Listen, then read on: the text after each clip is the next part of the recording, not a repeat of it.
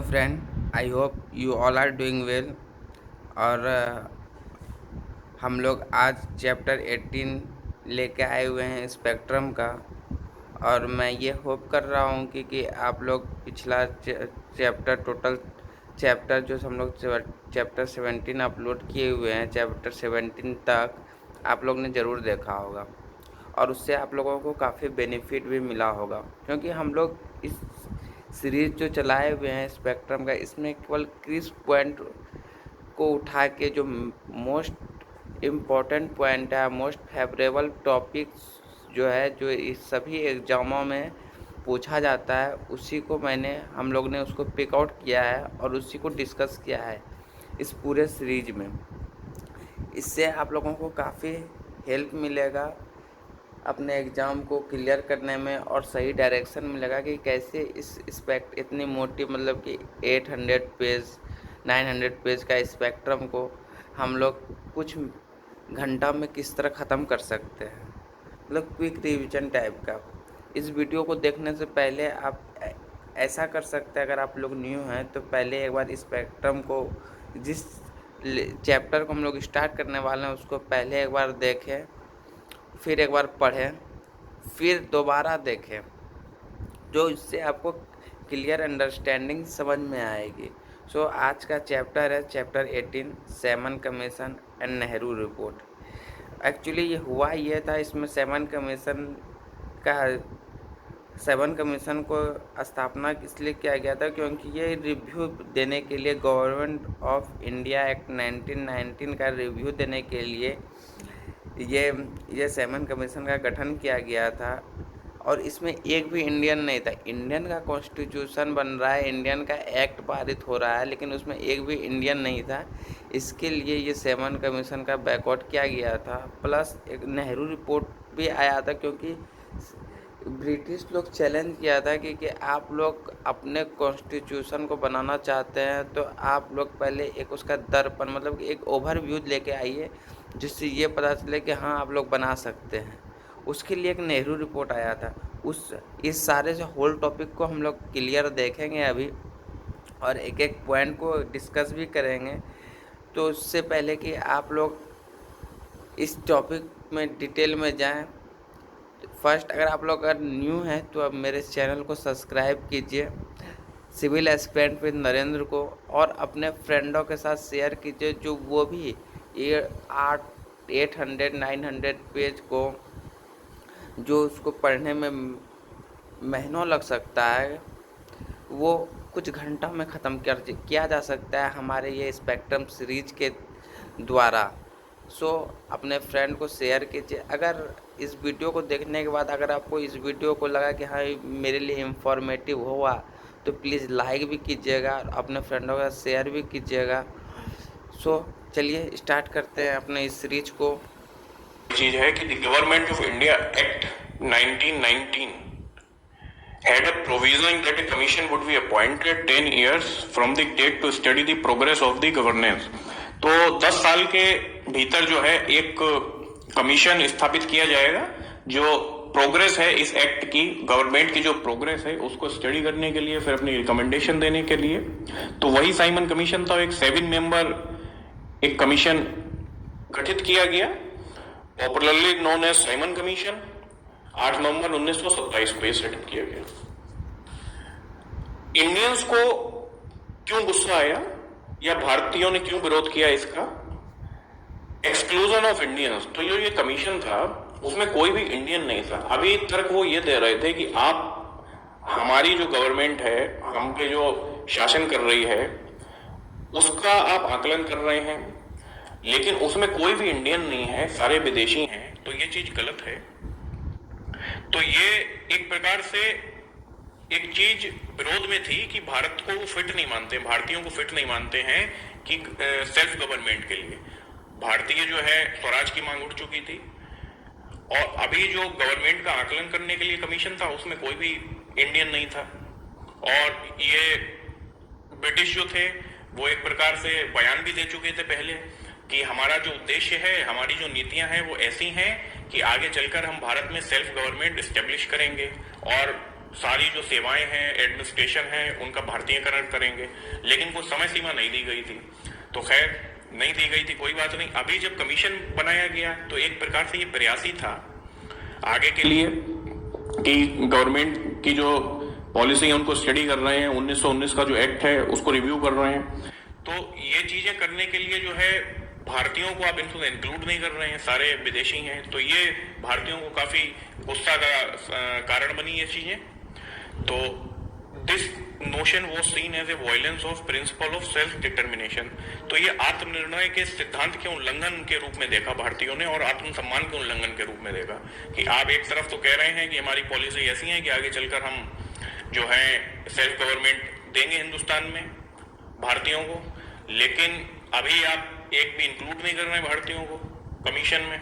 तो ये सब चीजों ने एंगर किया, रिसेंटमेंट फैलाया। कांग्रेस रेस्पॉन्स, कांग्रेस ने जो था क्या रेस्पॉन्स दिया, हर तरीके हर प्रकार से कांग्रेस ने इसका पूर्णतः विरोध किया हर तरीके से, और आयोग का बहिष्कार करने का फैसला किया। हिंदू महासभा, मुस्लिम लीग जो थी उन्होंने भी पूरी तरीके से बहिष्कार किया। कुछ जो पार्टीज हैं पंजाब में, यूनियनिस्ट पार्टी जो है, दक्षिण में जस्टिस पार्टी, इन्होंने आयोग का बहिष्कार नहीं करने का फैसला किया, इन्होंने न्यूट्रल रहने का फैसला किया। जबकि कांग्रेस, मुस्लिम लीग, हिंदू महासभा, इन्होंने पूरी तरह से जो था इसका विरोध किया, और एक प्रकार का रिसेंटमेंट उन्हें भरा हुआ था, गुस्सा भरा हुआ था। पुलिस रिप्रेशन, काफी भारी दमनकारी नीतियां अपनाई गई, पुलिस का सहारा लिया गया। जवाहरलाल नेहरू, जीबी पंत जो थे उनकी भी पिटाई करी गई।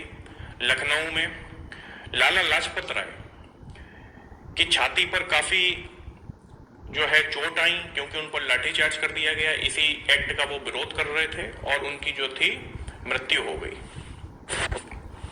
Impact of appointment of Simon commission on national movement, राष्ट्रीय आंदोलन पर साइमन कमीशन का प्रभाव। तो देखिए, इसने एक प्रकार से क्रांतिकारी जो ताकत थी उसको प्रोत्साहित किया, गुस्सा बढ़ाया। तो जो आंदोलन है, आंदोलन के पीछे क्या होता है, कोई कारण, कोई भी आंदोलन हो रहा है, कोई मूवमेंट हो रहा है, उसके पीछे कारण तो नीतियां ही थी ब्रिटिश। तो अब ये तो बहुत ज्यादा गुस्से का कारण बना जो साइमन कमीशन आया, उसमें तो इसका मतलब इंटरप्रिटेशन ये था कि आप भारतीयों को योग्य नहीं मानते, काबिल नहीं मानते। तो इन सब ने जो था और ज्यादा प्रोत्साहित किया क्रांतिकारी ताकतों को। और एक चीज क्या हुई, जो इतना भारतीयों का गुस्सा बढ़ा, वो बोले कि हम भी योग्य हैं, हम सेल्फ गवर्नमेंट कर सकते हैं, एस्टेब्लिश कर सकते हैं, उसको स्वशासन कर सकते हैं। तो एक लॉर्ड बिरकनहेड थे, उन्होंने चैलेंज दिया भारतीय पॉलिटिशियन को, भारतीय राजनेताओं को, कि आप हमको एक ऐसा कॉन्स्टिट्यूशन का मतलब प्रतिदर्श जो सैंपल बना के दिखाइए जिससे सारे जो समूह हो, सारे वर्ग जो हो सहमत हो। ये मैं चैलेंज दे रहा हूं कि आप बना ही नहीं सकते, कोई ना कोई जो है प्रॉब्लम जो निकल ही जाएंगी, सभी जो वर्ग हैं संतुष्ट नहीं हो सकते। तो ये चैलेंज खैर राजनेताओं ने एक्सेप्ट किया, और फिर नेहरू रिपोर्ट के रूप में हम इसको देखेंगे बनाया गया था। और वही चीज हुई भी कि मुस्लिम लीग असहमत हो गई और अन्य समूह असहमत हो गए। साइमन कमीशन की अब उससे पहले सिफारिशें देख लेते हैं, बाद में नेहरू रिपोर्ट भी देखेंगे। इन्होंने क्या बोला था साइमन कमीशन ने, जो डायरकी स्टेब्लिश करी गई थी उसको हटाने को बोला, जो प्रोविंसेस में डायरकी स्टेब्लिश करी गई थी। ये बोला कि एक प्रकार से कोई फायदा नहीं हो रहा और तर्क संगत नहीं है, ये पहले भी हम पढ़ चुके हैं। तो एवोल्यूशन ऑफ डायरकी हो गया, मतलब रिकमेंडेशन दिया, number of members in provincial legislative council should be increase, जो प्रांतीय विधान परिषद में सदस्यों की संख्या उनको बढ़ाई जानी चाहिए। फेडरलिज्म का आइडिया एक्सेप्ट कर लिया, लेकिन अभी निकट भविष्य में नहीं, आगे चलकर जो संघवाद का, कि भारत एक संघ होगा तमाम राज्यों का, ये आइडिया एक्सेप्ट कर लिया, लेकिन निकट भविष्य में नहीं। नो यूनिवर्सल फ्रेंचाइज, जो वयस्क सार्वभौमिक मताधिकार था उसका खंडन इन्होंने किया, क्या जो लिमिटेड फ्रेंचाइजी रहेगा। It suggested the north west frontier province and Balochistan should get local legislature, जो उत्तर पश्चिमी प्रांत है और बलूचिस्तान है उनको जो है अपना लोकल लेजिस्लेचर मिलना चाहिए। Sindh should be separated from Bombay, Sindh को बॉम्बे से अलग करा जाना चाहिए, और जो बर्मा है उसको इंडिया से अलग करा जाना चाहिए। तो ये सब जो थे साइमन कमीशन की सिफारिशें थी। अब देखते हैं नेहरू रिपोर्ट। तो जैसा कि बिरकनहेड ने चैलेंज दिया, तमाम राजनेताओं ने उसको एक्सेप्ट कर लिया, तमाम पॉलिटिकल ग्रुप्स ने उसको एक्सेप्ट कर लिया। फिर एक मीटिंग हुई तमाम पॉलिटिकल ग्रुप की, फिर उसमें एक कमेटी, सब कमेटी बनाई गई, उसकी अध्यक्षता की नेहरू ने। उन्हीं को ये फ्रेम करना था, जो सैंपल था उनको ही फ्रेम करना था, और फिर नेहरू ने अपनी रिपोर्ट दी। अभी इन्होंने क्या किया, डोमिनियन स्टेटस। डोमिनियन स्टेटस क्या होता है? अधिराज। डोमिनियन स्टेटस ये होता है कि प्रभुत्व तो अंग्रेजों का ही रहेगा भारत पर, लेकिन गवर्नमेंट को ऑटोनॉमी मिल जाएगी। जो गवर्नमेंट है वो पूरी तरह से भारतीयकृत होगी, ऑटोनॉमी होगी, लेकिन प्रभुत्व के अंडर में किसके रहेगी? जो अंग्रेज हैं, ब्रिटिश हैं, उनके। तो इससे हालांकि गुस्सा फैला, कई जो पॉलिटिकल संगठन हैं और जो क्रांतिकारी यंग रिवॉल्यूशनरीज हैं और आपके जो यंग लीडर्स हैं, उन्होंने इसका खंडन किया कि आप डोमिनियन स्टेटस से हम संतुष्ट नहीं। नॉट सेपरेट इलेक्टोरेट्स, जो पृथक निर्वाचक मंडल की व्यवस्था है, चली आ रही थी मुसलमानों के लिए अलग से मुस्लिम्स के, तो उसका इन्होंने खंडन किया, लेकिन उन्होंने कहा कि ज्वाइंट इलेक्टोरेट रहेगा रिजर्व सीटों के साथ। अच्छा, सेपरेट इलेक्टोरेट ज्वाइंट इलेक्टोरेट में अंतर आपको बता ही चुका हूं, एक बार और बता देता हूं।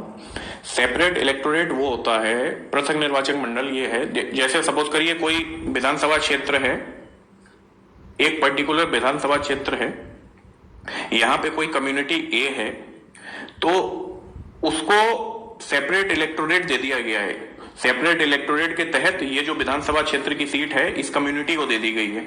तो अब यहाँ पे क्या होगा कि एक कम्युनिटी के लोग ही पार्टिसिपेट कर सकेंगे और एक कम्युनिटी के लोग ही वोट डाल सकेंगे। दूसरी जो कम्युनिटी के लोग हैं वो ना वोट डाल सकेंगे और ना इलेक्शन में पार्टिसिपेट कर सकेंगे। अब मान लीजिए कोई जैसे जगह है, वहां पे मुस्लिम इलेक्टोरेट है, तो वहां पे मुस्लिम कैंडिडेट ही खड़ा हो सकेगा और मुस्लिम वोटर्स ही वोट कर सकेंगे। तो एक प्रकार से जो मुस्लिम है उनके हितों में था ये, कि जैसे कोई मान लीजिए एरिया है, कोई विधानसभा है जहां पे डोमिनेंस हिंदुओं का है, तो ऐसे कोई तो मुस्लिम विधानसभा में पहुंच ही नहीं पाएगा, तो उसके लिए प्रोवाइड किया गया था कि जो ज्यादातर मेजॉरिटी के एरियाज हैं जहां पे हिंदू वोटर ज्यादा हैं, तो वहां पे हिंदू वोटर्स को वोट ही मत डालने दो, सेपरेट इलेक्टोरेट दे दो वहां पे मुस्लिम्स को, जो मुस्लिम मतदाता हैं लिमिटेड उनको वोट डालने दो, और कैंडिडेट भी मुस्लिम ही होगा। ठीक है। और ज्वाइंट इलेक्टोरेट क्या होता है? ज्वाइंट इलेक्टोरेट ये होता है कि कोई भी खड़ा हो, वोट भी कोई भी डाले। ठीक है। और ज्वाइंट इलेक्टोरेट रिजर्वेशन के संग क्या होता है कि भाई वोट तो सब डालेंगे, लेकिन मुस्लिम कैंडिडेट केवल खड़ा हो सकेगा। ठीक है। इस टाइम पे है, जैसे इस टाइम पे जो बैकवर्ड क्लासेस, जो शेड्यूल वर्ग हैं, उनके लिए ज्वाइंट इलेक्टोरेट है रिजर्व सीट के साथ। जैसे कोई संसदीय क्षेत्र है, वहां पे ज्वाइंट इलेक्टोरेट है रिजर्व सीट के संग, मतलब वो पर्टिकुलर सीट तो कम्युनिटी के लिए आरक्षित है, जो भी जिसको भी दिया जा रहा है, शेड्यूल वर्ग के लिए और या फिर ओबीसी के लिए, लेकिन वहां पे वोटर सब डाल सकेंगे वोट, कैंडिडेट पर्टिकुलर वही कम्युनिटी का खड़ा हो पाएगा। तो ये चीज थी। तो ये अंतर होता है रिजर्वेशन में और सेपरेट इलेक्टोरेट में, समझ गए। लिंग्विस्टिक प्रोविंसेस, भाषाई प्रांत, जो प्रांत हैं उनका पुनर्गठन होना चाहिए, उनको उनका डिवीजन होना चाहिए भाषा के आधार पर। ठीक है। उससे जो है एक प्रकार की आसानी रहेगी एडमिनिस्ट्रेशन में और सब चीजों में। फंडामेंटल जो राइट्स है, मौलिक अधिकार, वो 19 बताएगा इनकी रिपोर्ट में। Responsible government and centre and in the provinces, केंद्र और प्रांतों में जिम्मेदार सरकार। Complete dissociation of state from religion, धर्म से राज्य का पूर्ण विघटन। ठीक है। कोई भी ये नहीं किसी धर्म को बढ़ावा दिया जा रहा है, सरकार किसी धर्म का ज्यादा बढ़ावा दे रही है, ज्यादा अलाउंसेस दे रही है, उनको बढ़ावा दे रही है, ऐसा कुछ नहीं किया जाएगा। हिंदू महासभा जो थी, ये जो इनके रिपोर्ट थी उसके अगेंस्ट थी। इन्होंने जो रिजर्वेशन की बात कही गई थी मुसलमानों के लिए, उसका विरोध किया और it demanded A strictly unitary structure. तो देखिए, मुस्लिम लीग जो थी उसका तो भारत के पार्टीशन में योगदान था ही था, लेकिन एक तरीके से देखा जाए तो हम ये भी कह सकते हैं कि हिंदू महासभा का भी बहुत बड़ा रोल था। जो ये हिंदू संगठन बन गए थे, वो भी एक प्रकार से हिंदुओं के हितों की बात कर रहे थे, तो इससे मुस्लिम्स और डर गए। उनको मौका मिल गया मुस्लिम लीग को कि भाई ये देखो ये संगठन बन रहे हैं तमाम, तो और मुस्लिमों को मैनिपुलेट कर सकते थे, उनके विचारों को अपनी तरफ खींच सकते थे, कम्युनल राइट करा सकते थे। तो ये सब चीजें हो गई। तो कांग्रेस जो थी अभी तक सेक्युलर पार्टी थी, लेकिन अब ये अपने अपने धार्मिक जो है रिलीजियस ऑर्गेनाइजेशन बनने लगे। मुस्लिम लीग बन गई, हिंदू महासभा बनने लगी, फिर 1925 में आरएसएस बनेगा। तो ये सब जो थे फिर कन्फ्लिक्ट का कारण बने। तो इनको बोला जा सकता है पार्टीशन में मुस्लिम लीग का तो सबसे ज्यादा बड़ा योगदान था, साथ ही साथ कुछ जो मेजॉरिटी के संगठन है उनका भी कुछ ना कुछ योगदान जरूर था। इन मार्च 1929 जिन्ना गेव 14 पॉइंट। तो जिन्ना जो थे उन्होंने 14 पॉइंट दिए मुस्लिम जो थे फ्यूचर के प्रोपेगेंडा के लिए, जो मुस्लिम लीग थी उसके, कि इनके अकॉर्डिंग ही हम काम करेंगे, इनकी प्राप्ति के लिए हम काम करेंगे। वो 14 पॉइंट्स क्या क्या थे उनको देख लेते हैं। Federal constitution with residual power to provinces, जो संघवाद होगा, संघीय संविधान रहेगा और प्रांतों को रेसिडुअल पावर दी जाएंगी, अवशिष्ट शक्तियां दी जाएंगी, मतलब ज्यादा पावर प्रांतों के पास होगी। प्रोविंशियल ऑटोनॉमी, प्रोविंसेस में पूरी ऑटोनॉमी होगी गवर्नमेंट को कुछ भी करने की। No constitution amendment by centre without the concurrence of state, राज्यों की सहमति के बिना केंद्र कोई भी संविधान में संशोधन नहीं कर सकता। ठीक है, तो ये एक प्रकार से सिक्योर कर रहे थे राइट, कि जिन मुस्लिम प्रोविंसेस में गवर्नमेंट उनकी बनेगी और केंद्र जो रहेगा वो एक्चुअल में हिंदू डोमिनेटेड रहेगा, तो वो मुस्लिम जो प्रोविंसेस हैं उनकी ताकत को दबा ना दे। तो इस हिसाब से कहा गया था कि प्रोविंसेस को शक्ति ज्यादा होनी चाहिए। All legislature and elected bodies to have adequate representation of Muslim, तो सभी विधानसभाओं निर्वाचित निकायों में मुसलमानों का पर्याप्त प्रतिनिधित्व होना चाहिए। Adequate representation to Muslims in the service and in self governing bodies, जो स्वशासी निकाय हैं और जो सर्विसेज हैं उनमें मुस्लिम का पार्टिसिपेशन जो है, रिप्रेजेंटेशन है, ज्यादा होना चाहिए। 1/3 मुस्लिम रिप्रेजेंटेशन इन सेंट्रल लेजिस्लेचर, जो केंद्रीय विधानसभा होगी, केंद्रीय विधायिका होगी, उसमें 1/3 मुस्लिम होने चाहिए। सेपरेट इलेक्टोरेट जारी रहना चाहिए। नो विल और रेजोल्यूशन इन एनी लेजिस्लेचर, तो यदि कोई अल्पसंख्यक समुदाय है, उसके 3/4 लोग हैं, वो किसी बिल के खिलाफ हैं किसी भी विधायिका में, तो कोई पारित नहीं किया जा सकता है कोई बिल या प्रस्ताव है अगर मुस्लिम कम्युनिटी के 3/4 लोग उसके खिलाफ हैं, तो ये एक प्रकार से वीटो पावर थी। Any territorial distribution not to affect the Muslim majority in Punjab, Bengal and north west frontier provinces, तो पंजाब, बंगाल और जो नॉर्थ वेस्ट फ्रंटियर प्रोविंस है, यहाँ पे मुस्लिम मेजोरिटी में थे, तो कुछ ऐसा डिस्ट्रीब्यूशन ना हो, रिऑर्गेनाइजेशन ना हो कि जहां यहाँ की पॉपुलेशन जो है प्रभावित हो, मुस्लिम बहुमत वाले एरिया जो है प्रभावित हो। Separation of Sindh from Bombay, Bombay से सिंध को अलग होना को। Constitution reform in the north west frontier province और बलूचिस्तान, तो बलूचिस्तान और में संवैधानिक सुधार होने चाहिए कुछ। Full religious freedom to all communities, सारी जो कम्युनिटीज हैं उसको पूरी तरीके से धार्मिक स्वतंत्रता देनी चाहिए, एक प्रकार से सेक्युलर कंट्री होनी चाहिए धर्म से अलग। Protection of Muslim right in the religion, cultural, education and language, धर्म, संस्कृति, शिक्षा, भाषा में मुस्लिमों के अधिकारों का संरक्षण किया जाना चाहिए, ऐसी नीति बनाई। तो ये 14 पॉइंट जिन्ना के थे। इसी आधार पर जो है उसने बोला कि मुस्लिम प्रोपेगेंडा, मुस्लिम लीग का प्रोपेगेंडा चलेगा, इसी आधार पर मुस्लिम लीग काम करेगी इन्हीं उद्देश्यों के लिए। Not only were the Muslim League and the Hindu Mahasabha, तो केवल हिंदू महासभा और मुस्लिम लीग ही नहीं अनहैप्पी थे जो ये नेहरू रिपोर्ट आई थी, सिख जो कम्युनिस्ट थे वो भी इससे अनहैप्पी थे, खुश नहीं थे, और जो यंगर सेक्शन था, जो उस टाइम के जवाहरलाल नेहरू, सुभाष चंद्र जो यंग राष्ट्रवादी थे, युवा राष्ट्रवादी, वो भी इससे नाखुश था। जो ये डोमिनियन स्टेटस की बात की गई थी उसमें वो पूर्ण स्वतंत्रता चाह रहे थे कि कंप्लीट इंडिपेंडेंस की बात हो। तो दोस्तों इसी के संग बहुत बहुत धन्यवाद। हेलो फ्रेंड, आई होप कि आपको ये चैप्टर काफ़ी पसंद आया होगा। हम लोग का ये इनिशिएटिव जो चल रहा है स्पेक्ट्रम का, और आई होप कि आप पिछले सारा चैप्टर को देखे होंगे। और हम लोग का नया इनिशिएटिव ये है कि कम टाइम में पूरा स्पेक्ट्रम को कैसे ख़त्म करें, वो सीरीज चल रही है, ये जो मोस्ट इम्पॉर्टेंट सीरीज है। और आप लोगों को अगर पसंद आया ये सीरीज और अगर, तो प्लीज़ मेरे चैनल को लाइक कीजिए और मेरे चैनल को सब्सक्राइब कीजिए, सिविल एस्पिरेंट विद नरेंद्र को।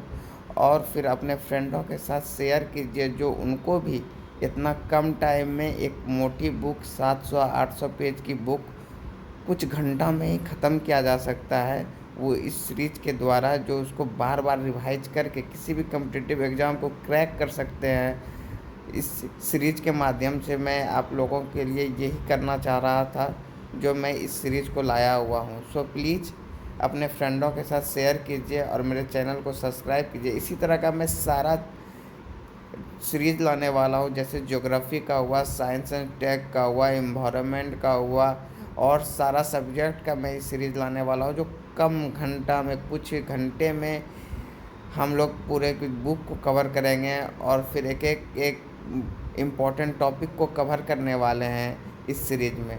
So thank you.